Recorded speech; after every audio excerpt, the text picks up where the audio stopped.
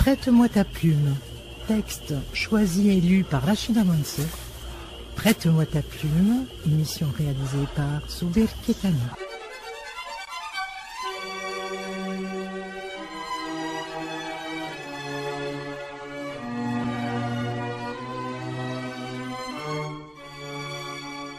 Prête-moi ta plume.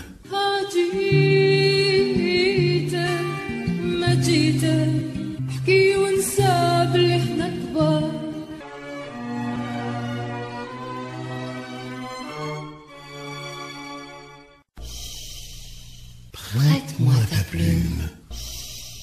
Chers amis, auditrices, auditeurs, bonsoir. Nous allons commencer notre semaine de lecture, si vous le voulez bien, en rendant hommage à une grande parmi les grandes que nous venons de perdre ce samedi, Essia Djebar, l'immortelle. De son vrai nom, Fatem Zahra Himalayenne. Elle est née en 1936 à Cherchell, et c'est là qu'elle a choisi de reposer d'après sa fille Jalila, à qui nous présentons toutes nos condoléances. Fille d'instituteur, Essia Djebar fut fascinée par la lecture et le savoir. Brillante, elle le fut toute sa vie. Étude de lettres classiques, elle a son bac en 1953. Elle fait Hippocagne à Alger, puis Cagne à Paris en 1954. Avant d'entrer à l'école normale supérieure de Sèvres, où elle est la première Algérienne, la première musulmane à franchir le seuil de cette école illustre. En 1956, elle se joint à la grève des étudiants algériens nationalistes lancée par l'UGMA, par l'Union générale des étudiants musulmans algériens, et en profite pour écrire son premier livre, La Soif, en 1957. Quand elle ira enseigner au Maroc, ce sera pour travailler sur une figure féminine tunisienne, elle l'algérienne. Elle enseigna à l'université d'Alger, où elle donna un cours d'histoire moderne et contemporaine. Mais l'arabisation lui fit quitter l'Algérie. Elle, amoureuse de l'arabe du Coran, ne pouvait enseigner dans cette langue. Elle vécut en France, épousa Melek Aloula en deuxième noces, et depuis 2001, enseigne à New York et vit d'aller-retour entre ces trois lieux, Algérie, France, États-Unis. Elle a été élue en 2005 à l'Académie française, mais elle était déjà membre de l'Académie royale de langue et de littérature française de Belgique depuis 1999.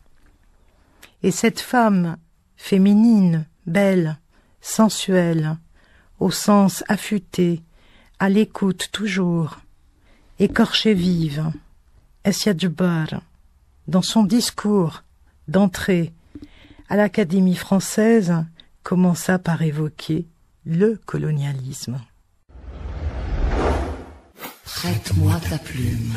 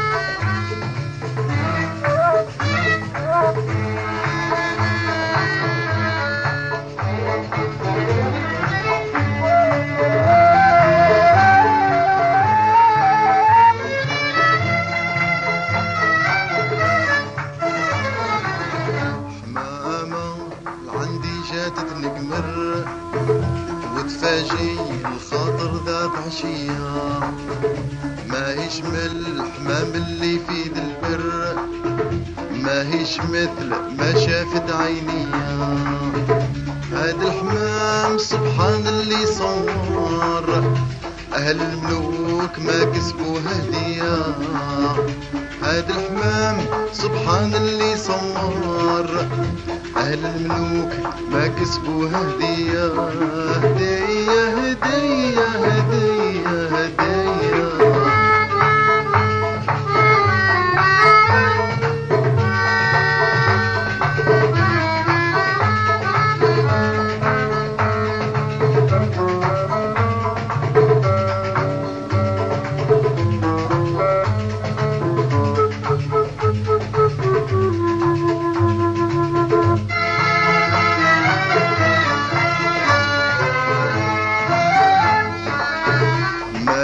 عالحمام الطاير نهضر، هذا الحمام عذرة بشرية. مدخفات عقلي طارت والدر، من وحشها منامي طار عليا. ولا خبير جاني منها خبار، ولا حروف منها جاب بريا. ولا خبير جاني منها خبار، ولا حروف منها جاب بريا. جاب بريا بريا.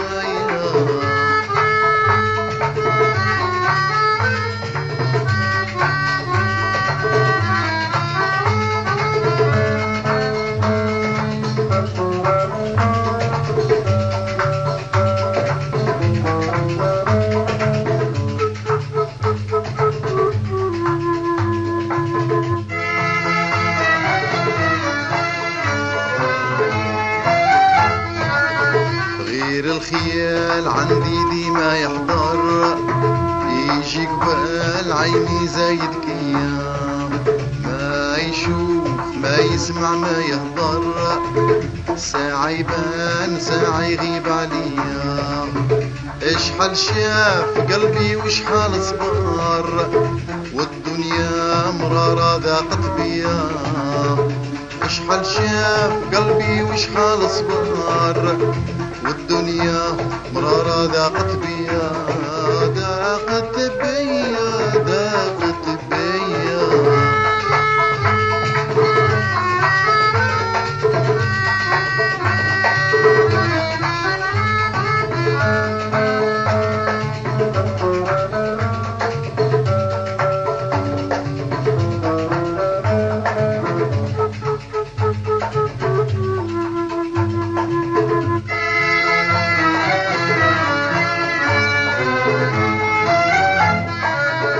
المرمر وجناني وزهر، وزهوات قلبي رجعت ليا. مثل الغزال في المشيات تتبخضر، هذا الحمام ما شانو عينيا. ريش الغراب فوق الكتاف تحجر، وجبين شاب هالقمر الضاوية. ريش الغراب فوق الكتاف تحجر، وجبين شاب هالقمر الضاوية. القمر الضاوية الضاوية.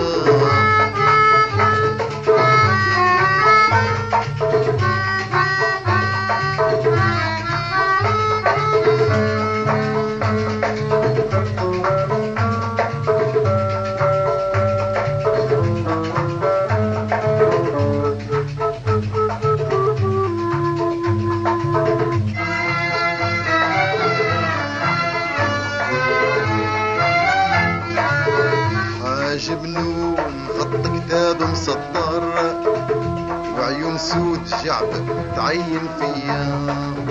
الخط فيه بالنعمان تنور، يشفي وفيها الأطباب والأدوية. شفت كي الخمر واللي ذاق سكر، مطبوعة بزينتها عكرية. شفت كي الخمر واللي ذاق سكر، مطبوعة بزينتها عكرية. بزينتها عكرية. ماما عندي جاتت نقمر، وتفاجئ الخاطر ذاق عشية. الحمام اللي في ذا البر ماهيش مثل ما شافت عيني. هاد الحمام سبحان اللي صور أهل الملوك ما كسبوا هدية. هاد الحمام سبحان اللي صور أهل الملوك ما كسبوا هدية.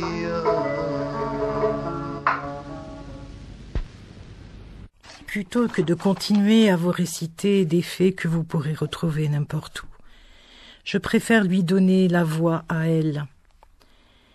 Quand elle parle de la langue française et qu'elle dit, toujours dans le même discours, « La langue française, la vôtre, mesdames et messieurs, devenue la mienne », elle ne fait que dire toute la vérité. Mais écoutez la suite. Mon français s'est ainsi illuminé depuis 20 ans déjà, de la nuit des femmes du mont Chénois. Il me semble que celles-ci dansent encore pour moi dans des grottes secrètes, tandis que la Méditerranée étincelle à leurs pieds. Elles me saluent, me protègent, j'emporte outre-Atlantique leur sourire, image de la Shifa, c'est-à-dire la guérison. Car mon français doublé par le velours, mais aussi les épines des langues autrefois occultées, cicatrisera peut-être mes blessures mémorielles. Elle avait fini son discours par cette phrase en cet instant où je demeure, silhouette dressée, sur votre seuil. Prête-moi ta plume. En hommage à Assia Djbar et au travail d'édition quand il se fait bien chez nous, j'avais choisi déjà de vous proposer de lire ce livre paru aux éditions Barzac et qui s'appelle « Les 1001 nuits », autrement dit. C'est une belle idée éditoriale que de réunir un certain nombre d'auteurs algériens autour de ce mythe fondateur oriental de Shahrazad et de Shahrayar. Et je ne pourrais pas faire mieux que de vous lire la 4e de couverture de ce recueil, texte que je trouve magnifique et que je voudrais partager avec vous ce soir. Prête-moi ta plume. Voilà ce qui est écrit dans leur 4e de couverture, parce que je crois que je ne saurais pas dire mieux. À propos des 1001 nuits, texte insaisissable s'il en est, fuyant, mystérieux, luxuriant. Les mots s'épuisent et nous épuisent à vouloir qualifier cette œuvre géniale. Mais les questions s'accumulent aussi. Qui en est l'auteur? Quelle en est l'origine exacte? Peut-être en sommes-nous, nous, lecteurs, les auteurs perpétuels, car chaque lecture augmente la précédente d'un surcroît de mystère et de complexité. De quoi s'agit-il? Une femme, un homme, la mort entre eux, le désir insatiable et le pouvoir illimité, qui se conjuguent, se confondent. Un homme, une femme qui s'entreprennent et qui n'y arrivent décidément pas. L'homme menace la femme de mort, et celle-ci, par ruse, par instinct de survie, lui raconte des histoires. Toutes les histoires du monde. Pouvoir illimité de raconter, désir insatiable de voyager par la grâce et la puissance de l'imaginaire. Ce pourrait être un film, une pièce de théâtre, ou mieux encore, un dispositif de l'art contemporain. Une chambre, un lit, un homme, une femme, la nuit, profonde et dangereuse. Deux parmi nos plus brillants plasticiens, alors, Ammar Bourras et Nourdine Ferrochi, par des approches contrastées, nous racontent leurs histoires, leurs désirs et leurs pouvoirs quasi magiques, leur relation à ce monument qu'est les 1001 nuits. 2 artistes, 2 visions, 2 univers oniriques, cruels, émouvants, terriblement subversifs. Cet ouvrage propose donc les œuvres des artistes, mais autour et à partir d'elles se sont greffés des extraits de l'œuvre originale des Mille et une nuits, des textes littéraires ou d'analyses déjà existants, et enfin des écrits inédits, rédigés pour la circonstance par des auteurs algériens contemporains. Combinaison d'images et de textes, imbrication d'univers et de fantasmes semblables et différents, ce catalogue-livre, objet délibérément hybride, revisite avec humour et rigueur, érotisme et poésie, ces fameuses nuits. Chacun s'en est emparé, libre et tout-puissant. Elf Leila ou Leila. Prête-moi ta plume. Voilà, je n'aurais jamais su aussi bien vous présenter ce livre que l'on peut trouver dans les librairies d'Alger pour le moins.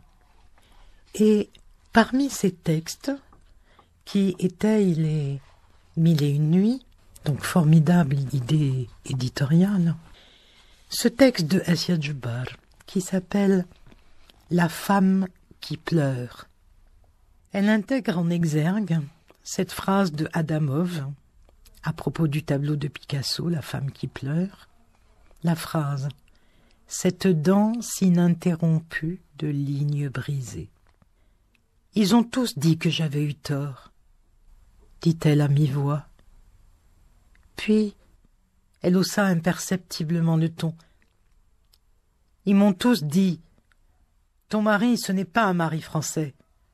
On ne dit pas tout à un mari. » Moi, la mère, par les secousses de sa houle sourde, éparpilla sa voix.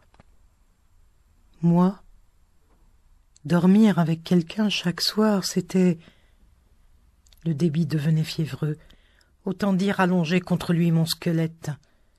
Il pouvait me voir jusqu'à l'os. Un rire dur, un hoquet. Et elle songea à toutes ces années. Des gisants, se disait-elle au moment de ces couchers graves d'autrefois. La brise marine, gris et vert. Une traînée bleue disparaissait vers l'ouest. Alors il m'a tapé dessus. Regard vers l'horizon.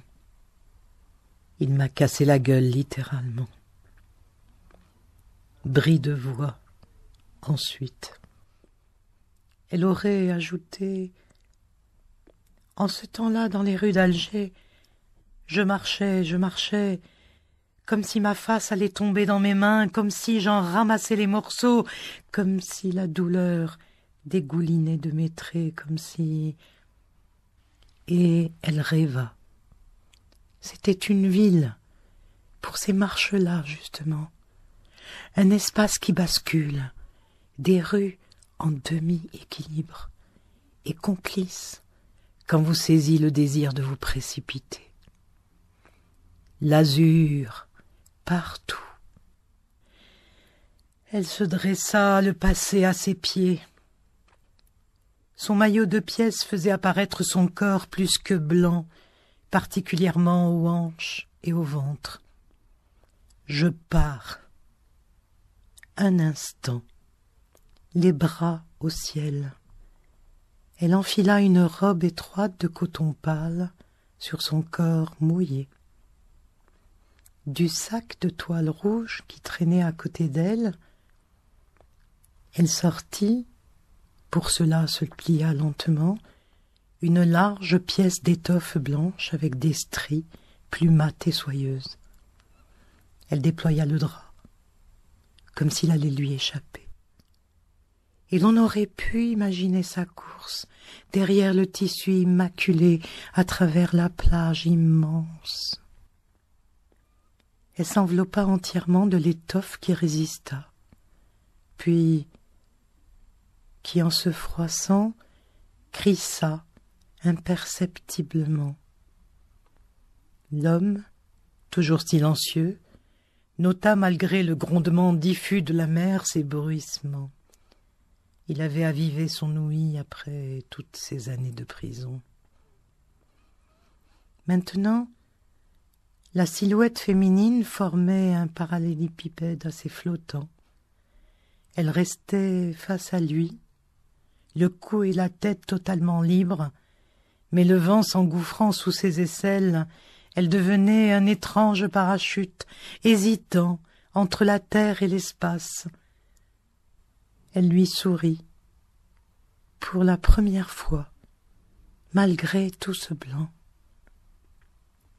Du sac encore, elle sortit une sorte de mouchoir, à moitié couverte de dentelle blanche qu'elle plia en triangle.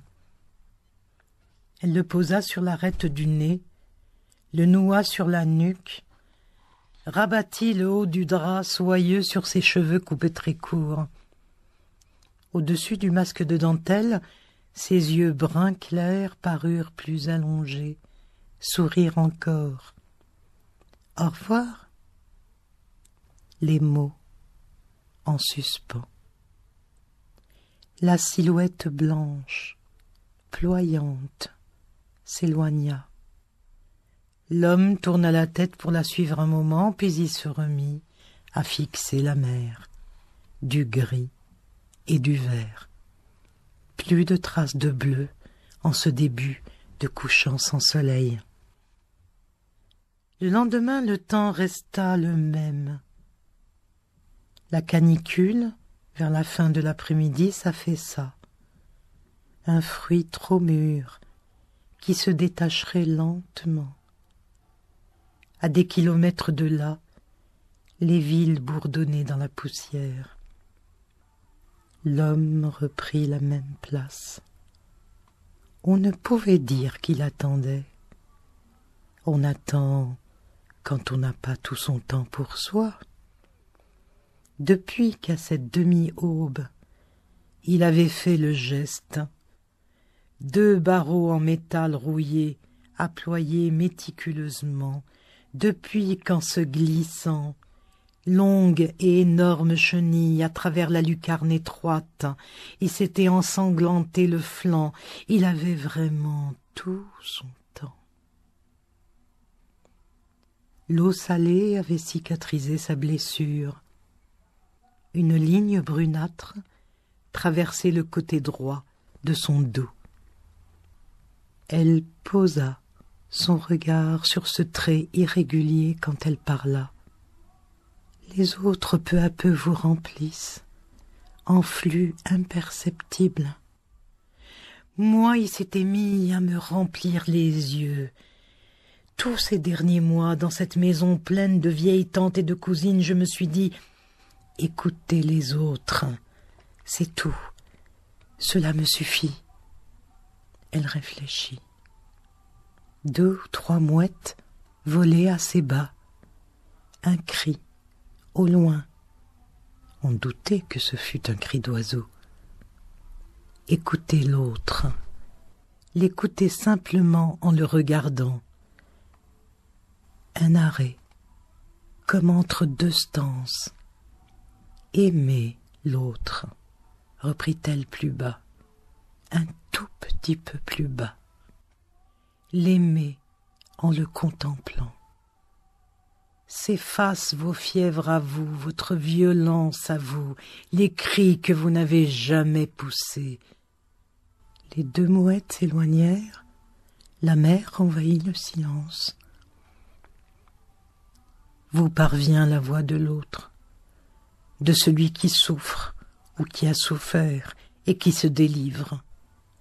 Et voilà que vous pleurez pour lui, pour elle. Vous ne pouvez pleurer que pour lui, que pour elle. Sa main, longtemps après, se mit à creuser le sable, à chercher quelques galets. Cette fois, le voile dont elle s'était enveloppée en arrivant, dont elle s'envelopperait en partant, dans 1 heure ou 2, gisait par terre en peau morte.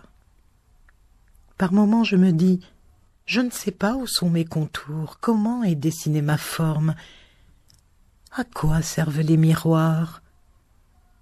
À cet instant s'inscrivit la première caresse. L'homme se remémora cette durée plus tard, quand de nouveau il se recroquevillerait dans son trou sombre. Elle leva donc le bras, regarda d'un air attentif ses doigts, en les écartant ensuite, en les détachant dans l'espace, et elle prit un air enfantin, à cause même de cette concentration. Ce fut bien après qu'elle étendit la main vers la jambe de l'homme et lui toucha le genou, vérifia l'articulation comme pour l'ausculter. Ses doigts frôlèrent ensuite le mollet de haut en bas jusqu'au pied, puis remontèrent. Elle le caressait avec scrupule. « Tes muscles sont durs, constata-t-elle, puis « Je ne sais pas l'âge que tu as. Ne me le dis pas, ça m'est égal. » Il avait posé à son tour sa main sur les doigts fins quand ils étaient remontés au genou, puis à la cuisse. Ils restèrent ainsi doigts accrochés et prirent le temps de se dévisager l'un l'autre. Il lui toucha ensuite le sein droit sans le dénuder. Elle interrompit le début de son émoi. « Je pars. » Se dressa, crissement de tissu malgré la mer, le parallélépipède tout blanc, tangue avec la même hésitation. La femme disparut. L'homme resta assis jusqu'à ce que la nuit, claire cependant, enveloppa l'étendue marine, en commençant par les coins là-bas, de part et d'autre de l'horizon. Le troisième jour, tandis qu'elle parlait, mais en chuchotant, ces années de mariage bourgeois, cette rupture violente, la longue, la déchirante impulsion qu'elle mit des mois à maîtriser vers le second tome, l'adolescent pâle et fragile. L'écoutait-il? Rien n'était si sûr. La comprenait-il? Alors seulement, elle se dit qu'après tout, il pouvait parler une langue étrangère. Mais elle se confiait enfin. Elle murmurait, elle s'écoulait. La mer continuait son ancienne de Gésine. Les mouettes ne venaient plus, le cri d'oiseau avait disparu. Au loin, à des kilomètres, les villes dans la poussière étaient devenues des villes de rêve, disparues sans doute dans les chevauchées destructrices des siècles d'autrefois. Elle parlait, elle s'ouvrait enfin, sa main sur le genou droit de l'homme. Elle remarqua, tout à l'heure, quand tout sera enfin tiré, toute cette boue, ces détritus, tout à l'heure, je passerai ma bouche sèche sur cette cicatrice du dos. Je prendrai mon temps, je dessinerai le tracé de la blessure avec ma langue. On m'a cassé la face. On ne m'a pas défiguré. J'ai de nouveau une bouche.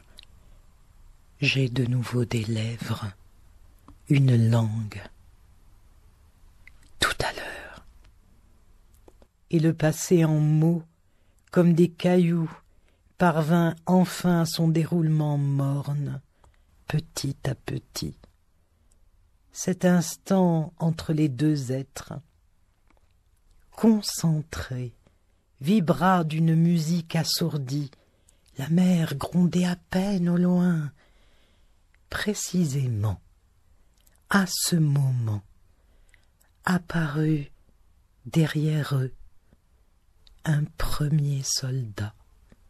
en marron clair et armé. Un coup de sifflet. La femme s'arrêta de chuchoter, ne se retourna pas. 2 autres uniformes avec fusil rejoignirent le premier. Ils ne bougeaient pas, eux non plus. Ce jour-là, l'atmosphère n'était pas comme auparavant brumée sournoisement. Le cercle diffus d'un soleil prêt à disparaître rosissait tout l'horizon, espoir enfin d'un bel été. On pourrait se lever et marcher, commença la femme. Elle allait ajouter « tels des amoureux ?» Elle n'en eut pas le temps. L'énorme bête, un berger allemand, arrivait en cascade vers eux et semblait caracoler de bonheur. L'homme se leva, se tourna vers la femme. Il avança les 2 mains ensemble, comme du temps où ses poignets étaient enchaînés. Ses doigts soulevèrent le voile blanc à terre, puis le lâchèrent. Il alla pour dire quelque chose.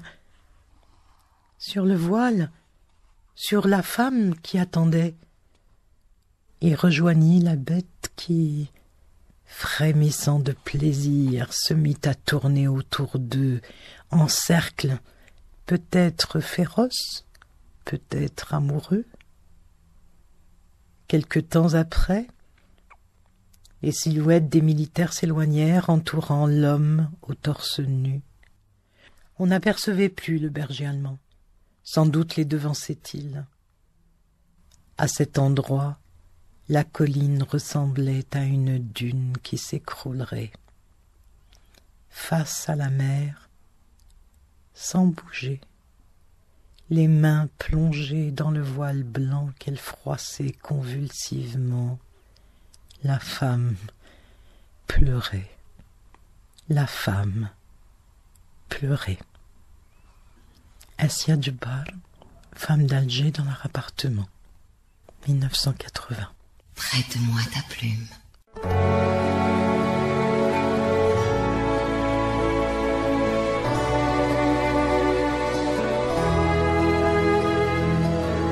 بكيتني بدمع سالات من العين سالات حرقت الخدين بكيتني بدمع سالات من العين سالات حرقت الخدين بدلتي اللباس ودخلتي فاصل جديد نسيتي حبيبك تبعتي هوا الربيع بدلتي اللباس ودخلتي فاصل جديد نسيتي حبيبك تبعتي هوا الربيع غير ما تبكيش غير ما تبكيش غير ما تبكيش يا قلبي اللي راح ما يوليش لا لا ما تبكيش لا لا ما تبكيش لا لا ما تبكيش يا قلبي اللي راح ما يوليش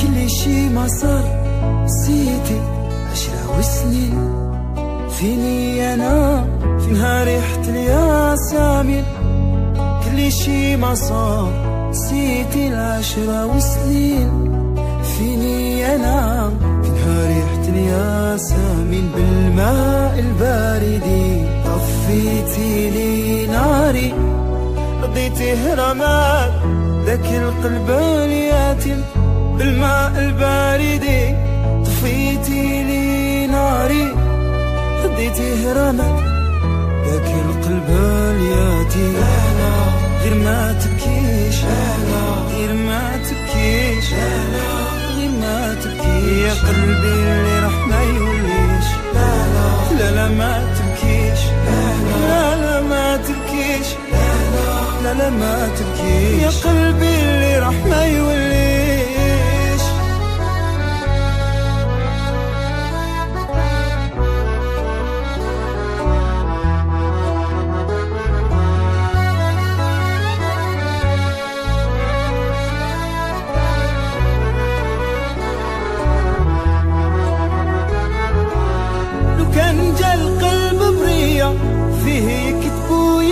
عليا عذاب الليل ما دار فيا وانتي ما داريا بيا، فراقك زاد كيا على كيا، نسف رماد اللي بيا، جمارك باقيين في عينيا، نشوف فيك صبحة وعشية صبحة وعشية صبحة وعشية صبحة وعشية.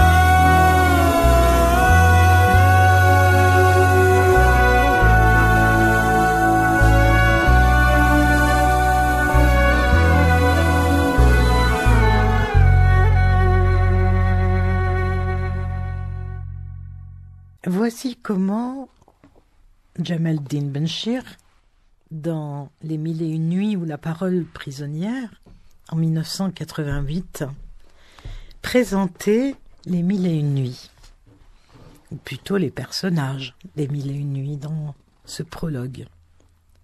Toujours de cet ouvrage qui s'appelle Les Mille et une nuits, autrement dit, chez Barzac, édition. Prête-moi ta plume. Roi de l'Inde et de la Chine, Shahriyar invite chez lui son frère Shahzaman, roi de Samarcande. Celui-ci entreprend le voyage, mais à une étape de sa capitale, décide de revenir dans la nuit à son palais. Il y trouve son épouse dans les bras d'un esclave noir. Il exécute les amants et repart. Il arrive chez son frère dans un état de profonde tristesse au sujet duquel il ne veut donner aucune explication. Un jour que le roi Shahriyar est à la chasse, Shahzaman surprend les ébats de la reine, sa belle-sœur, avec des esclaves noirs. Il finit par tout dire au souverain qui fait exécuter les amants. Les deux rois décident de parcourir le monde.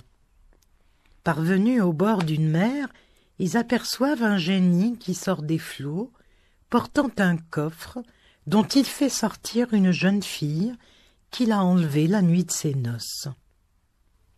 Le génie s'endort, la tête posée sur le giron de la jeune fille.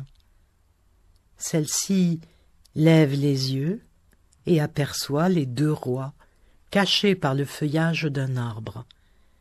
Elle leur ordonne de descendre et, sous la menace de réveiller le génie, les oblige à l'étreindre tour à tour.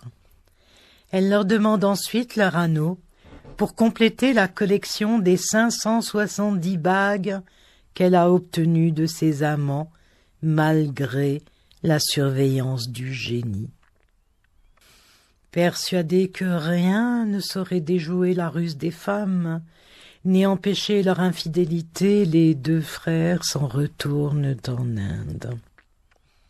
Shahriyar décide d'épouser, chaque soir, une jeune fille vierge et de la faire exécuter à l'aube.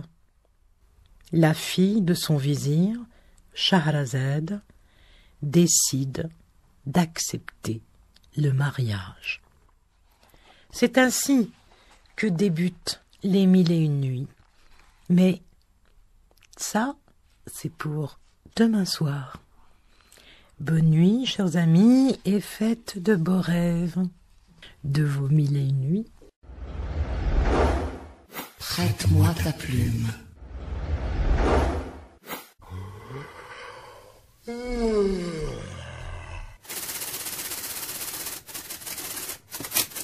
Rachida Monsef, prête-moi ta plume.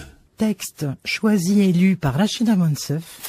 Prête-moi ta plume, émission réalisée par Souber Ketani.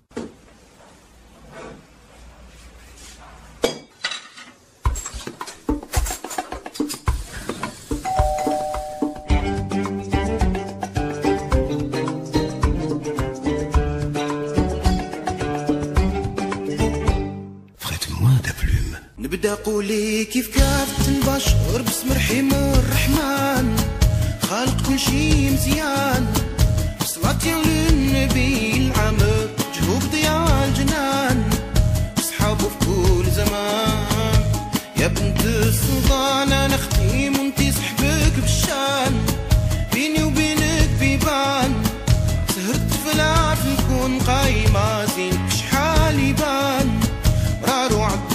تبان صار كله فواحة بالعطر والبس كله الوان ثبتيني بعنان قرير سمولي داك الزهر كيف بلوغك في مكان هاي كله جندوج دران يا بنت السلطان يا بنت السلطان يا بنت السلطان في البر والإحسان يا بنت السلطان يا بنت السلطان يا بنت السلطان في البر والإحسان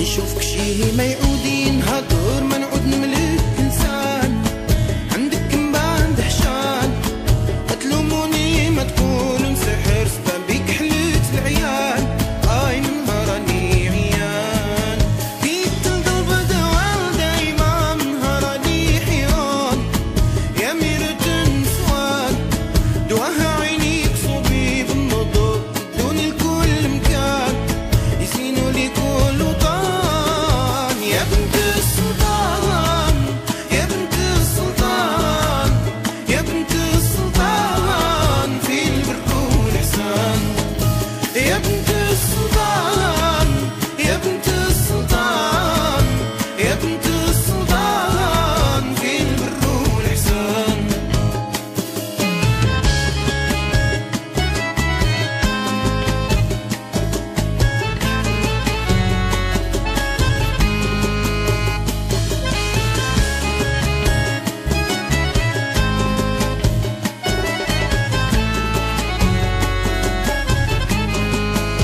جيتوني انقلاب الحضر قلتو داولنا فلان ملس قمره تعبان قالوا همو هواه في القصر ودواه دعو الرحمن طيب لو بنت السلطان احلف لو كان تكتب لي قدران يكسك خير المرجان جوهر ويدان ويدان والله ما تستهليش الغدر كنت بغيني لو كان سعد ما بقالي زمان يا بنت السلطان يا بنت السلطان يا بنت السلطان في البر والإحسان يا بنت السلطان يا بنت السلطان يا بنت السلطان في البر والإحسان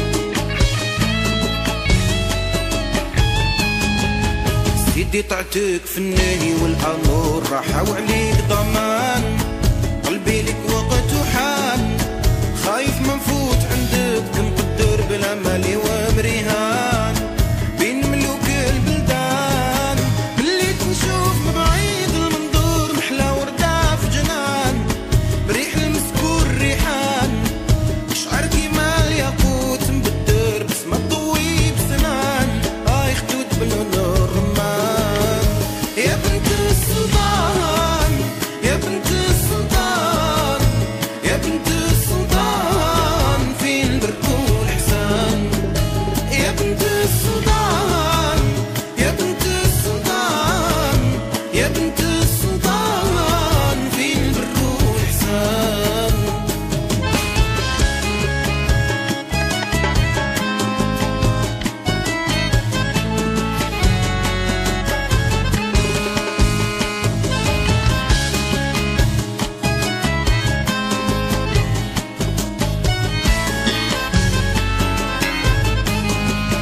من صغرك ماشي كيما البشر وجهك تاع الإحسان تربية فيك الأمان كبرتي وحبك في قلبي كبر وعليك من بعد سهران هاي من الكاسين صوب كيسان ربي اغفر لي ما خفا وما ضغر ياك انت يا المنان نسيني كل مكان عونك وحدو يطيقني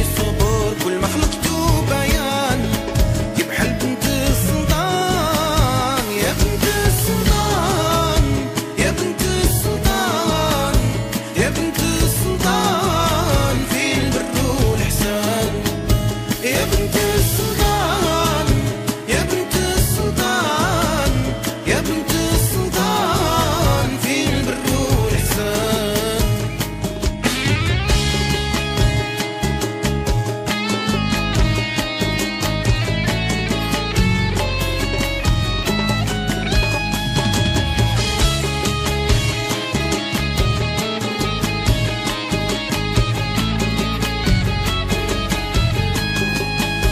يا بنت السلطان يا بنت السلطان يا بنت السلطان في البر والإحسان.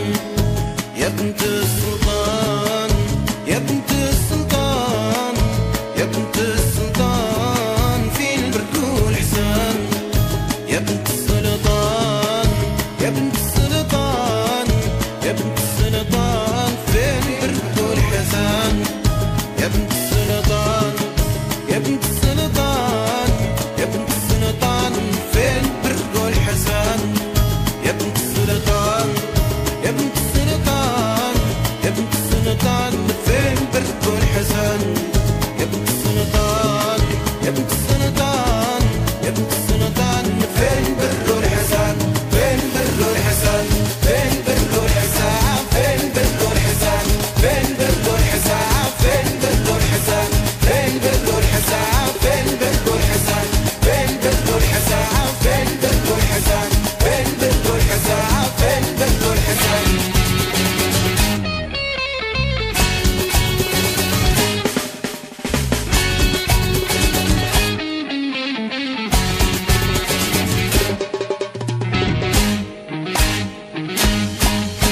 وجاء بيني مور الحيطان انا وبيني في الليل عصا وبيني نضرب ونفوت عايزيني سلب العبول.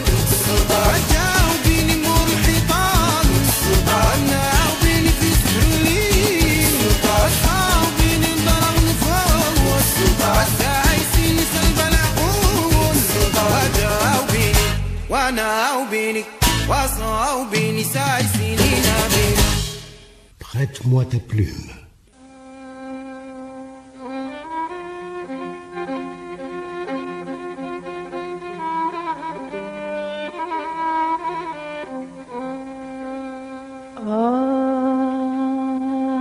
يا علي العليا البليلي تبلي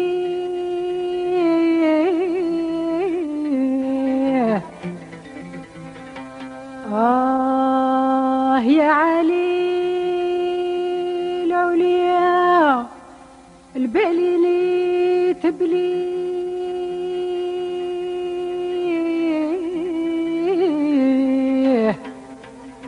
وتجعل حاله في المحبة كيما حالي.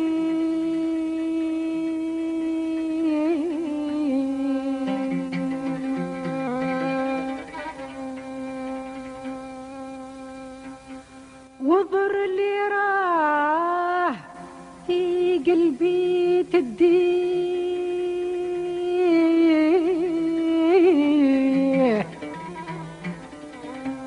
وضر اللي راه في قلبي تديه.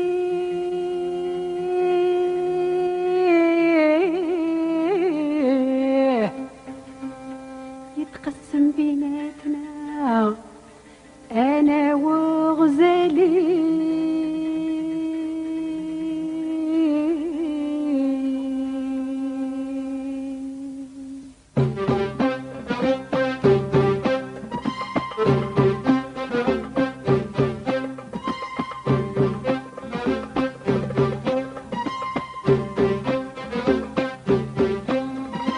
لو كان حبيبي يقول لي هاي نطعم وندير 7 وعدات، دير القلة لولك صبة وخياتي ونزيد عرسي شيرات. لو كان حبيبي يقول لي هاي نطعم وندير 7 وعدات، دير القلة لولك صبة وخياتي ونزيد عرسي شيرات.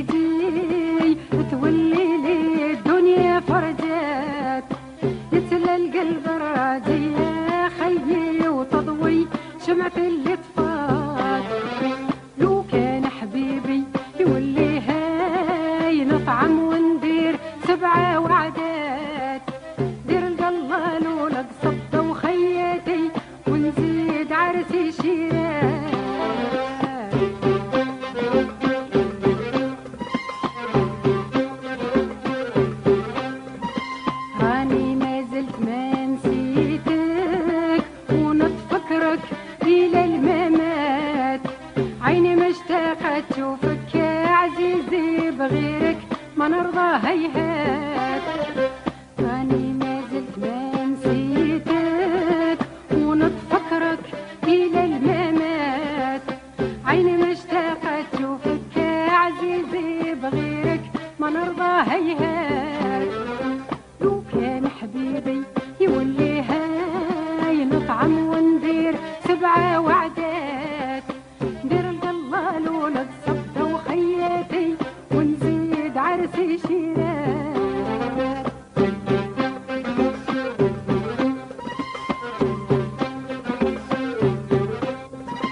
راه فكري محير مغبون والقلب مكوي بالجمرات، حالي راه بقى مشطونة حبيبي زايد العذاب لي عاد. راه فكري محير مغبون والقلب مكوي بالجمرات، حالي راه بقى مشطونة حبيبي زايد العذاب لي عاد. لو كان حبيبي يولي هاي نطعم وندير 7 وعدات، ندير القلال ولد صبة وخياتي ونزيد عرسي شيرات.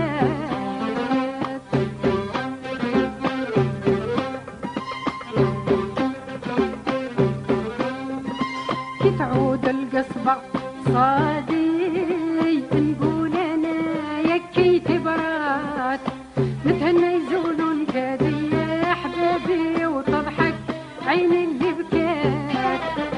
كي تعود القصبة صادي نقول انا يكي تبرات، نتهنى يزولون كادي يا حبابي وتضحك عيني اللي بكات. لو كان حبيبي يولي هاي نطعم وندير 7 وعدات، ندير القلال ولد صبة وخياتي ونزيد عرسي شيرات. لو كان حبيبي يولي هاي نطعم وندير 7 وعدات، ندير القلال ولد صبة وخياتي ونزيد عرسي شيرات.